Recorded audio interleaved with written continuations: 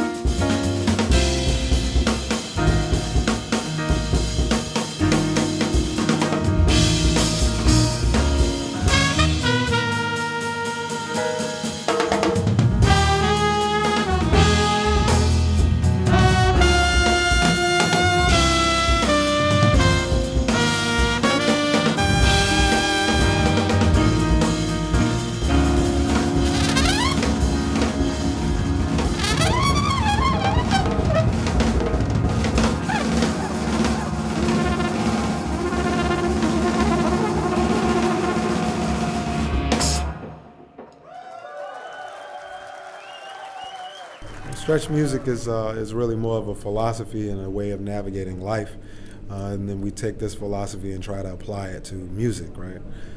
To me, I think most people agree that the idea of race is really more of a social construct than a reality, right? There's really only one race, the human race, but we have all these fractions that are created as a means of keeping people divided, and to sort of fragment people in a way so that you can disseminate and allocate power in one direction or another.